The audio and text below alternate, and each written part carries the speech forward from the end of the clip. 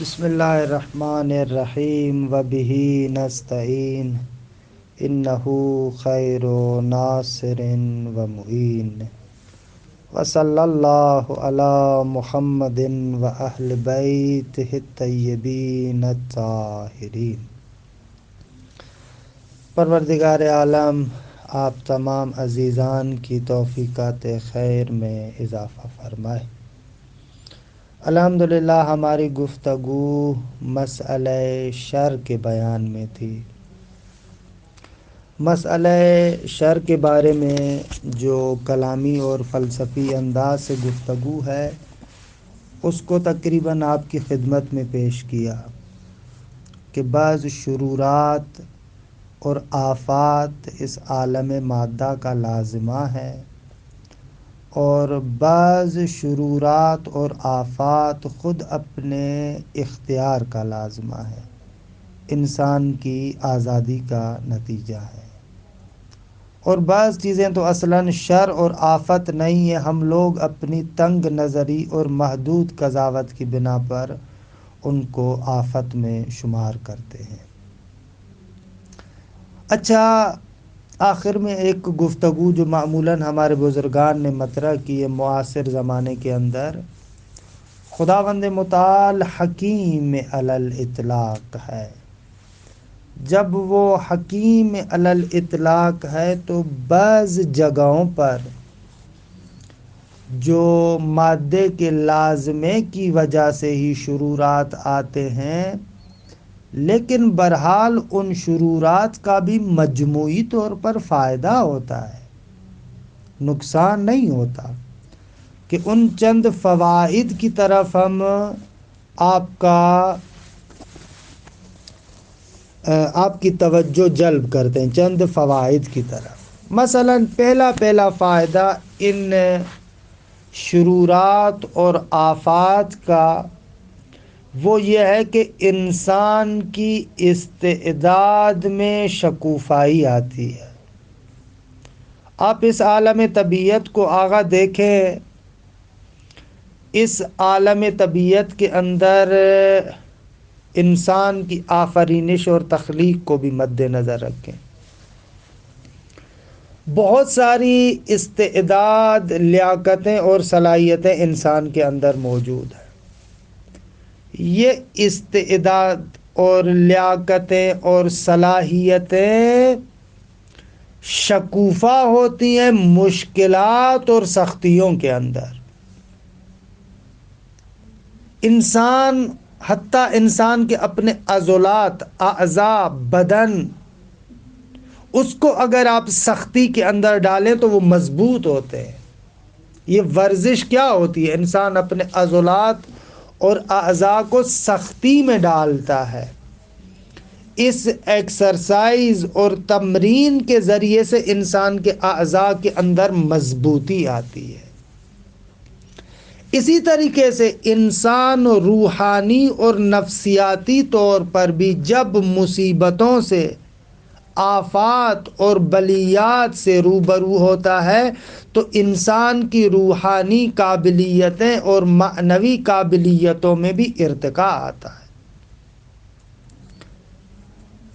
اور یہ اپنی جگہ پر ہے کہ جس کا آپ نے اپنی فردی اور اجتماعی زندگی کے اندر مشاہدہ بھی کیا ہے، اور قرآن مجید بھی اس نقطے کو بیان کرتا ہے۔ فَإِنَّ مَعَ الْعُسْرِ يُسْرًا، إِنَّ مَعَ الْعُسْرِ يُسْرًا۔ آغا عسر اور سختی کے ساتھ آسانی بھی ہے، دشواری کے ساتھ آسانی بھی ہے۔ یہ ایک فلسفہ اور ایک فائدہ ہے خود ان بلیات اور آفات کا۔ میں جلدی میں گزر رہا ہوں، صرف اشارہ کرتے۔ دوسرا فائدہ خود ان مشکلات، بلاؤں اور گرفتاریوں کا یہ ہے کہ یہ مشکلات، بلائیں انسان کو خواب غفلت سے بیدار کرتی ہے۔ ایک انسان جو فقط آسانی اور آسائشوں کے اندر رہتا ہے، نعمتوں کے اندر رہتا ہے، وہ آسائشوں اور نعمتوں کے اندر اتنا غرق ہو جاتا ہے کہ وہ بندہ غافل ہو جاتا ہے۔ اپنی مسئولیت، اپنی ذمہ داری جو اس کے خدا کے مقابل میں ذمہ داری ہے، وہ ساری مسئولیتیں اور ذمہ داریوں کو بھلا دیتا ہے۔ استکبار، تکبر اس کے وجود میں آ جاتا ہے، تواضع اور خضوع ختم ہو جاتا ہے۔ یہ انسان اس طریقے سے بن جاتا ہے۔ لیکن کبھی کبھار یہ جو مشکلات، آفات اور بلائیں آتی ہیں، خود انسان کو تھوڑا سا متوجہ کرتی ہے، انسان کو خواب غفلت سے اٹھاتی ہے۔ انسان جو غفلت کے اندر غرق ہو گیا تھا، بہرحال یہ مصیبتیں انسان کو بیدار کرتی ہیں۔ تو قرآن مجید میں ان نکات کی جانب بھی اشارہ ہے۔ سورہ اعراف آیت نمبر 94 میں ارشاد ہوتا ہے وَمَا أَرْسَلْنَا فِي قَرْيَةٍ مِّن نَّبِيٍّ إِلَّا أَخَذْنَا أَهْلَهَا بِالْبَأْسَاءِ وَالضَّرَّاءِ لَعَلَّهُمْ يَضَّرَّعُونَ کہ کسی بھی آبادی اور شہر کے اندر ہم نے کوئی پیغمبر نہیں بھیجا مگر یہ کہ وہاں کے لوگوں کو سختیوں میں، مشکلات سے ہم نے دوچار کیا تاکہ یہ لوگ تضرع کریں، بیدار ہوں۔ یا مثلا اسی طریقے سے سورہ سجدہ کی آیت نمبر 21 میں بھی ہے وَلَنُذِيقَنَّهُم مِّنَ الْعَذَابِ الْأَدْنَىٰ دُونَ الْعَذَابِ الْأَكْبَرِ لَعَلَّهُمْ يَرْجِعُونَ۔ اس عذاب اکبر یعنی جو آخرت کا ہے، بڑا عذاب، اس کے علاوہ ایک نزدیک والے عذاب بھی ہم ان کو چکھاتے ہیں۔ کیوں؟ لَعَلَّهُمْ يَرْجِعُونَ، شاید یہ لوگ خدا کی جانب پلٹ کر آئیں۔ یا مثلا سورہ اعراف آیت نمبر 130 میں وَلَقَدْ أَخَذْنَا آلَ فِرْعَوْنَ بِالسِّنِينَ وَنَقْصٍ مِّنَ الثَّمَرَاتِ لَعَلَّهُمْ يَذَّكَّرُونَ۔ ہم نے فرعونیوں کو خشک سالی میں مبتلا کیا، ثمرات اور محصولات اور میوہ کے محصولات کی کمبودی میں، نقائص میں ہم نے ان کو مبتلا کیا، وہ کم کر دیے۔ کیوں؟ لَعَلَّهُمْ يَذَّكَّرُونَ، تاکہ خدا کی نعمتوں کو یاد کر۔ یہ ایک فائدہ ہے۔ تیسرا فائدہ، خود سختیاں خدا کے خاص بندوں کے لیے تحفہ ہوتی ہیں۔ یہ بھی عجب روایات کے اندر ہے، بڑے پیمانے پر آل محمد کی روایات میں ان اسرار کو بھی ذکر کیا گیا ہے کہ خدا اپنے بندے کو ہدیے کے طور پر سختیاں عنایت کرتا ہے۔ کہ امام صادق علیہ الصلوۃ والسلام فرماتے ہیں کہ جب خدا بندے سے محبت کرتا ہے، اس کو پسند کرتا ہے، تو اس کو سختیوں کے سمندر میں نہلا دیتا ہے، سختیوں کے بہت بڑے بڑے دریا کے اندر اس کو مبتلا کرتا ہے۔ کہ ان سختیوں میں ایک تو ان کی وہی استعدادات مضبوط ہوتی ہے، اور دوسرا یہ کہ بالآخر خدا کی طرف یہ بندہ رجوع کرتا ہے۔ بہرحال کہ ان کے بارے میں ہم لوگ تفصیل سے اسرار و لطائف عاشوراء کی جو گفتگو تھی وہاں پر میں ان مباحث کو بیان کر چکا ہوں۔ یہ تیسرا فائدہ کہ خدا اپنے خاص بندوں کو کیوں مشکلات میں مبتلا کرتا ہے۔ تیسرا یہ کہ چوتھا یہ کہ ان مصیبتوں اور مشکلات کے ذریعے سے خدا اپنے بندوں کا امتحان بھی لیتا ہے۔ اچھا اور برا کب جدا ہوگا، کھرا اور کھوٹا کب جدا ہوگا، ایک دوسرے سے جدا ہونے کے لیے بہرحال امتحان کی ضرورت ہے، امتحان میں سختی کی ضرورت ہے۔ آپ دیکھیں جب آپ سونے کو خالص بنانا چاہتے ہیں، اس کے اندر جو بھی ملاوٹ ہے اس کو ختم کرنا چاہتے ہیں، تو آپ اس کو آگ کی بھٹی میں ڈال دیتے ہیں، آگ کے اندر پگھلاتے ہیں تاکہ کھرا اور خالص سونا دوسری ملاوٹ سے جدا ہو جائے۔ تو اسی طریقے سے بندگان خدا کو بھی اس مصیبت اور مشکلات کی بھٹی میں پکایا جاتا ہے تاکہ خالص اور کھرا مومن بالکل نکھر کے سامنے آ جائے۔ کہ قرآن مجید بھی کہتا ہے احسب الناس ان یترکوا ان یقولوا آمنا وہم لا یفتنون۔ کیا لوگ ایسے سمجھتے ہیں کہ ان لوگوں نے کہا ہم لوگ مومن ہو گئے تو بس ان کو چھوڑ دیا جائے گا اور ان کو نہیں آزمایا جائے گا؟ بالکل ایسے نہیں ہے، ان کو آزمایا جائے گا۔ وَلَقَدْ فَتَّنَّا الَّذِينَ مِن قَبْلِهِمْ، جو ان سے پہلے تھے ان کو بھی ہم نے آزمایا۔ لَيَعْلَمَنَّ اللَّهُ الَّذِينَ صَدَقُوا وَلَيَعْلَمَنَّ الْكَاذِبِينَ۔ تاکہ خدا مقام فعل کے اندر جو سچے ہیں اور جھوٹے ہیں ان کو ظاہر کر دے۔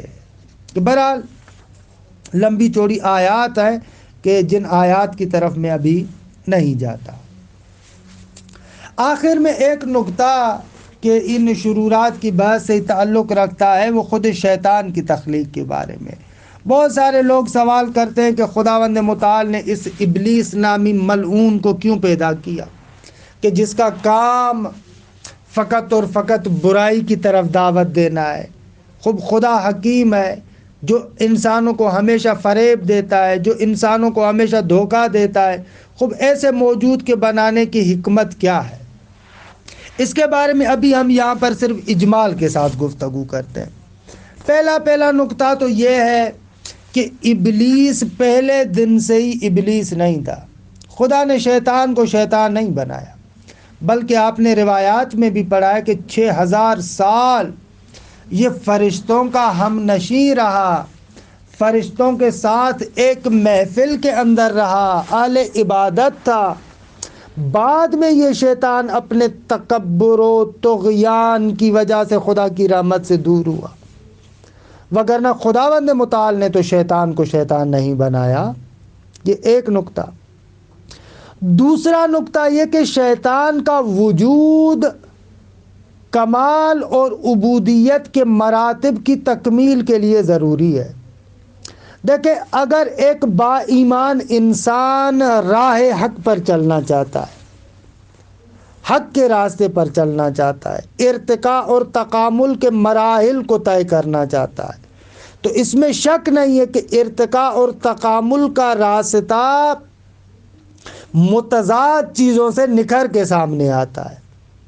انسان کمالات کے عالی ترین مقامات کو اس وقت چھو لیتا ہے جب بہت ساری مشکلات اور موانع کے ساتھ لڑتا ہے۔ یہی انسان اپنی عبودیت کے کمال تک پہنچتا ہے جب اس کے سامنے شیطان کا وسوسہ ہوتا ہے۔ شیطان مختلف طریقوں سے انسان کو وسوسہ کرتا ہے، شیطان مختلف طریقوں سے انسان کو مصیبتوں میں مبتلا کرنے کی کوشش کرتا ہے، لیکن یہ مرد حق اس کے مقابلے میں جو مقابلہ کرتا ہے، جہاد کرتا ہے، ڈٹ جاتا ہے، اس کے مقابلے میں یہ بڑے بڑے مراتب تک پہنچتا ہے۔ ابھی ہم ایک بات کرنے والے ہیں، بہت ہی دقیق بات ہے، لیکن اس بات کو سمجھیے گا۔ حتیٰ مثلا کربلا کے اندر جو شہدائے کربلا اتنے بڑے مقامات پر پہنچے، ان کا یہ بڑا مقام اس کربلا میں اتنی بڑی سختی کے باوجود تھا۔ اب فرض کریں ان کے مقابلے میں کوئی بدبخت نہ ہوتا، وہ کوفی، وہ غدار، عمر سعد جیسے اگر افراد نہ ہوتے تو یہ ان مقامات تک پہنچتے؟ کبھی بھی نہیں پہنچتے۔ ان شکتیوں سے یہ گزرے، مختلف مشقتوں سے گزرے، تبھی جا کر وہ ان مقامات پر پہنچے۔ یعنی کربلائیوں کے لیے مقابل میں ایسے بندے ہونے چاہیے تاکہ یہ کربلائی اپنے اس درجے اور کمال تک پہنچ سکے۔ اب اس کا یہ مقصد نہ نکالیے گا کہ جو مقابل میں آیا لعین وہ مجبور تھا، نہ، وہ جو مقابلے میں یزید، عمر سعد اور شمر وہ وہاں پر آئے، وہ اپنے ارادے اور اختیار کے ذریعے سے آئے، اپنے ارادے اور اختیار کے ذریعے سے انہوں نے مظالم ڈھائے، اپنے ارادے اور اختیار سے یہ بدبختی کی، لہذا جہنم کے عذاب کا ہمیشہ کے لیے ایندھن بنے۔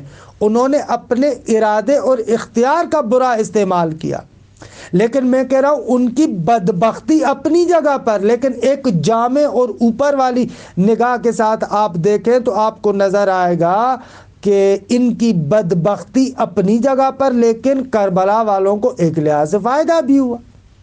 ان عبودیت کے مراحل کو انہوں نے طے کیا، عبودیت کے مراحل کو اعلیٰ درجے تک پہنچایا۔ یہ کب ہوا؟ جب ان کے سامنے متضاد ایک قوت تھی، متضاد ایک طاقت تھی۔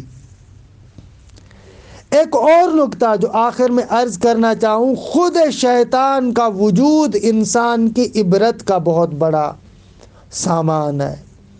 انسان اس کی نافرمانی اور تکبر سے عبرت حاصل کر سکتا ہے۔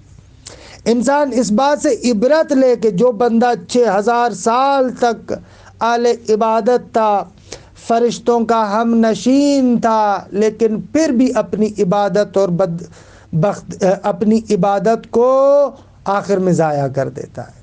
انسان اس سے عبرت لے۔ انسان ہمیشہ یہ دعا کرے کہ خدایا میرا خاتمہ بالخیر ہو۔ خاتمہ بالخیر کی دعا مانگنا بہت ضروری ہے۔ کہ بہرحال یہ اس بحث کا ایک اور تتمہ تھا جو آپ کی خدمت میں عرض کیا کہ شرورات کی بحث کو ہم اس طریقے سے ختم کرتے ہیں کہ تقریباً الحمدللہ ایک جامع خلاصہ آپ کے خدمت میں پیش ہوا۔ آخری سوال جو محاضرات فی الالہیات میں اس کی طرف پلٹتے ہیں، توحید خالقی میں مطرح ہوتا ہے کہ برائیوں کا خالق کون ہے۔ آپ نے تو کہا کہ خدا ہر چیز کا خالق ہے، تو ان قبیح اور بری چیزوں کا خالق کون ہے؟ اس کا کیا جواب دیں گے؟ آقا فرماتے ہیں کہ آپ ایک نقطے کی جانب توجہ کریں۔ دیکھیں، جو بھی انسان کے افعال ہیں جن کو آپ معصیت اور برا کہتے ہیں، ان کے اندر دو جہتیں ہیں۔ ایک ان افعال کے اندر جہت ہے وجودی اور ثبوتی جہت ہے، درست ہے؟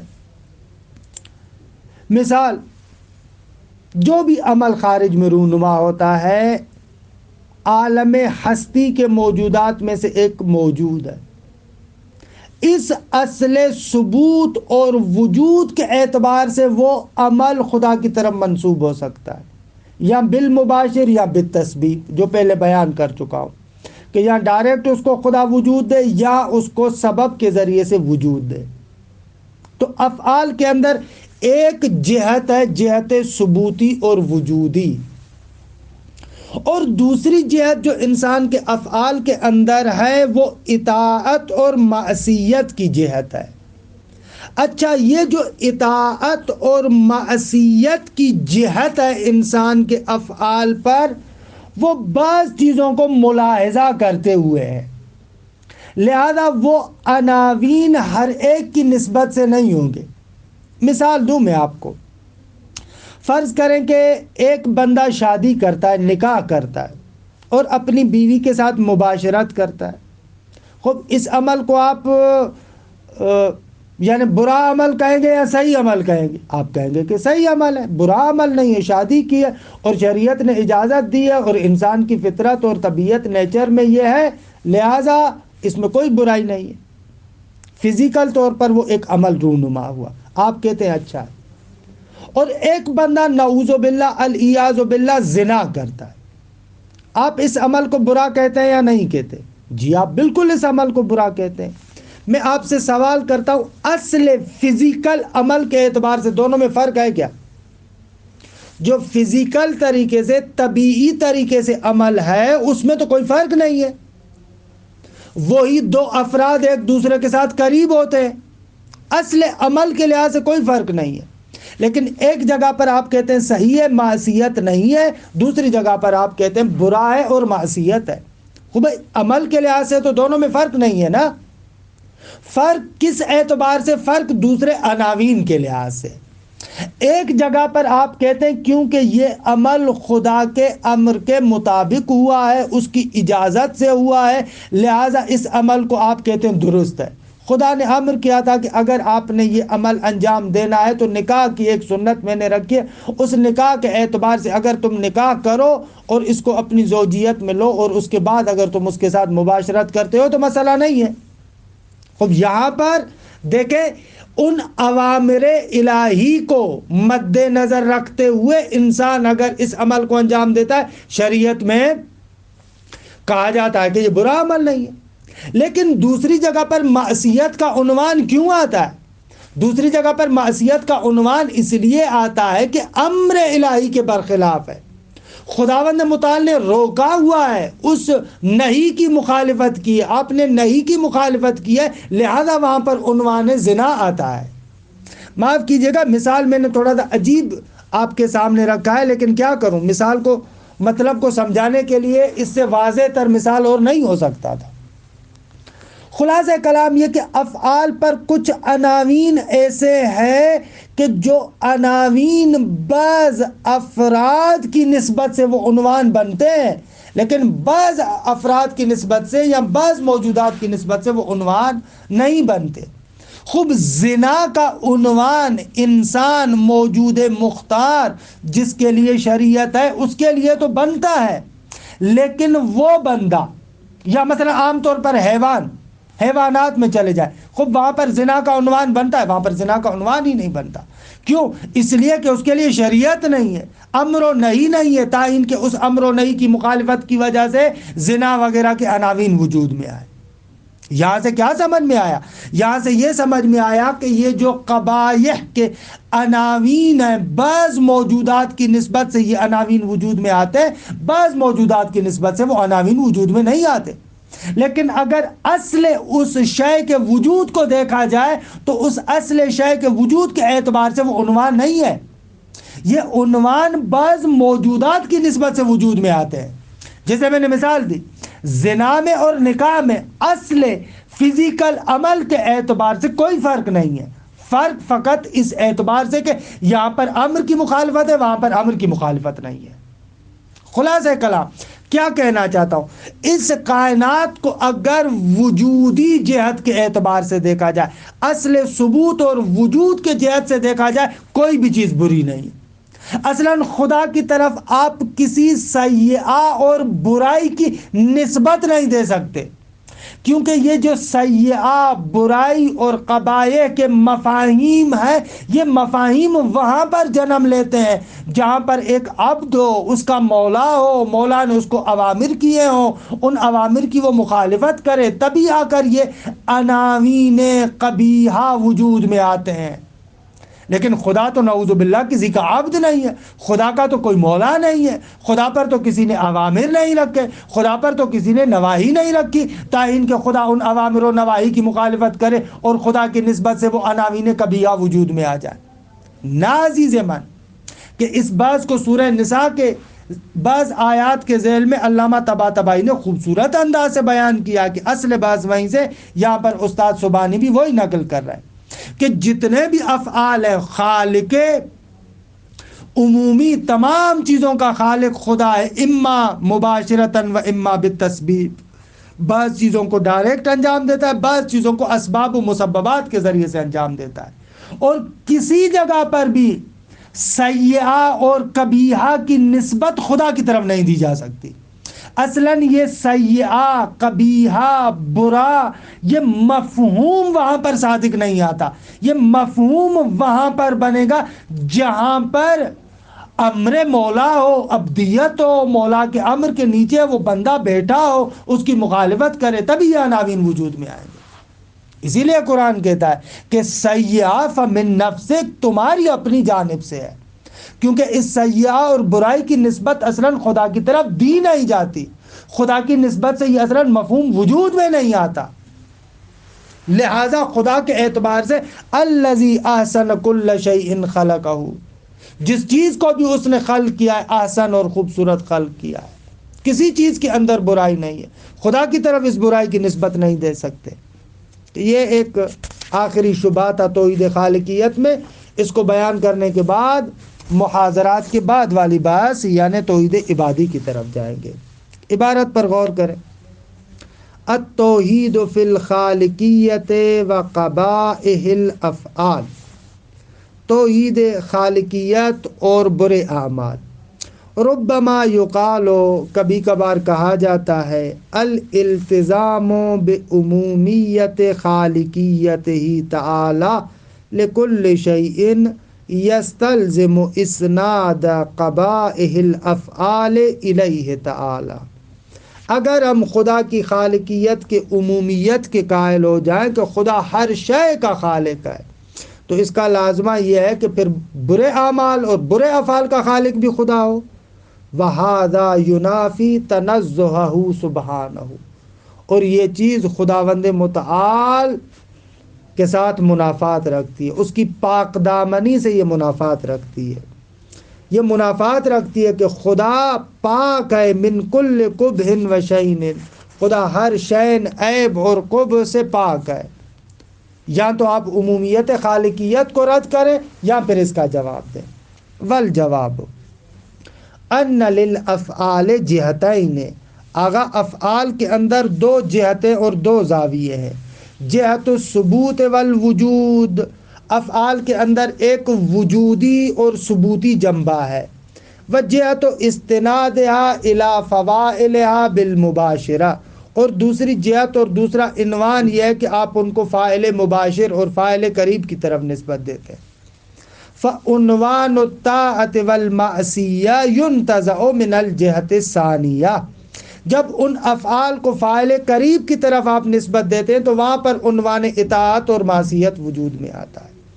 وما یستند الیہ تعالی ہی الجہت الاولی، خدا کی طرف جو یہ افعال منسوب ہوتے ہیں پہلی جہت اور پہلے زاویے کے اعتبار سے، یعنی جہت ثبوت اور وجود کے اعتبار سے، اصل وجود کے اعتبار سے کائنات میں کوئی چیز بری نہیں ہے، اصل ثبوت کے اعتبار سے کائنات میں برائی کا نام و نشان نہیں ہے۔ خوب عرفا اس چیز کو کہتے ہیں کہ خوبصورت چیز ہے۔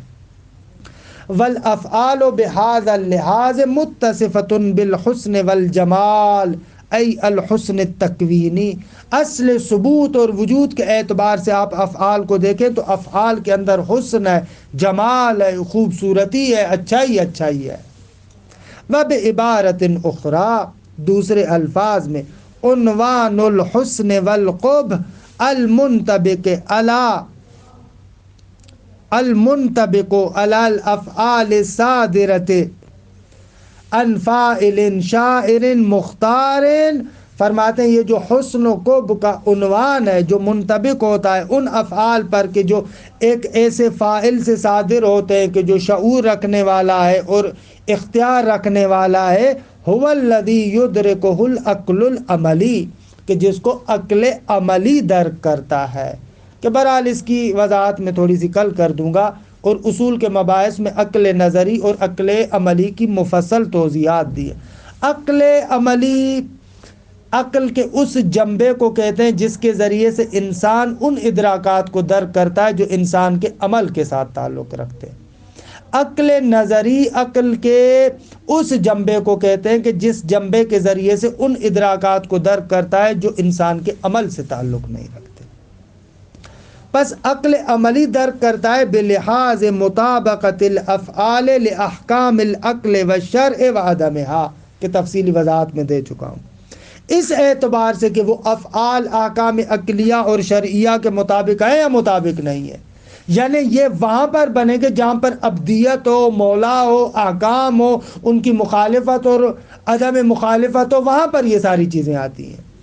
وَهَذَا الْحُسْنُ وَالْقُبْحُ يَرْجِعُ إِلَى الْفَاعِلِ الْمُبَاشِرِ لِلْفِعْلِ، یہ اچھا اور برا ہونا فاعل مباشر جو قریب فعل کا جو فاعل قریب ہے اس کی طرف پلٹتا ہے۔ لیکن نعم اصل وجود الفعل، لیکن اصل وجود فعل مع قطع النظر الى مقایستہ الى حکم العقل والشرع، اس سے قطع نظر کرتے ہوئے کہ آپ اس کو حکم عقل اور شریعت کے ساتھ نسبت سنجی کریں تو اصل وجود فعل تو یستند الیہ تعالی، وہ خدا کی جانب مستند ہے، وینتہی الی ارادتہ سبحانہ، وہ خدا کے ارادے کی طرف منتہی ہوتا ہے۔ والفعل بہذا الاعتبار لا یتصف بالقبح، فعل اس اعتبار سے قبیح اور قبح کے ساتھ متصف نہیں ہوتا۔ فإنہ وجود، کیونکہ اس اعتبار سے یہ وجود ہے، والوجود خیر وحسن فی حد ذاتہ، وجود خیر ہے اور حد ذات ہی بذات خود اچھی چیز ہے۔ قال سبحانہ الذی احسن کل شیء خلقہ، بابرکت ہے وہ ذات کہ الذی احسن کل شیء خلقہ، جس شے کو بنایا احسن بنایا۔ اصلاً مخلوق مساوی حسن ہے، مخلوق کوئی بھی مخلوق ہونے کے لحاظ سے وجود کے اعتبار سے بری نہیں ہے، برا خود بنتا ہے۔ اللہ خالق کل شیء، کہ یہ عمومیت خالقیت کو، ہر چیز کا خالق خدا ہے۔ فکل شیء کما انہ مخلوق، ہر شے جس اس اعتبار سے کہ وہ مخلوق ہے، حسن خوبصورت ہے۔ فالخلقت والحسن متصاحبان، خلقت اور جمال دونوں ساتھ ساتھ ہیں. لا ينفك احدهما عن الاخر اصلا، ہو نہیں سکتا کہ مخلوق ہو لیکن جمال اور حسن اس کے اندر نہ ہو. نہ ہے، برا بعد میں خود بنتا ہے. البتہ ایک اور شبہ جو تھا، وَأَمَّا الْإِجَابَةُ عَنْ شُبْهَةِ الْجَبْرِ عَلَى الْقَوْلِ بِعُمُومِ الْخَالِقِيَّةِ فَسَيُوَافِيكَ بَيَانُهَا فِي الْفَصْلِ الْمُخْتَصِّ بِذَلِكَ. لیکن خالقیت عمومی کو مان لیا جائے تو پھر جبر والا جو اشکال آتا ہے، کہتے ہیں وہ جبر و اختیار کے بعد میں انشاءاللہ اس کو بیان کریں گے. وصلی اللہ علی محمد و اہل بیتہ الطیبین الطاہرین.